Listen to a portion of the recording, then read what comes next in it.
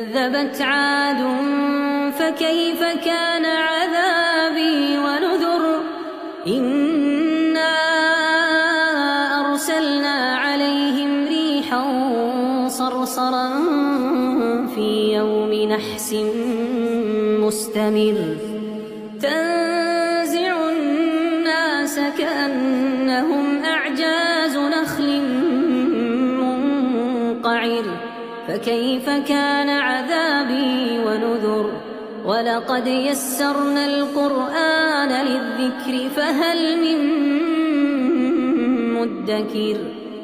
كذبت ثمود بالنذر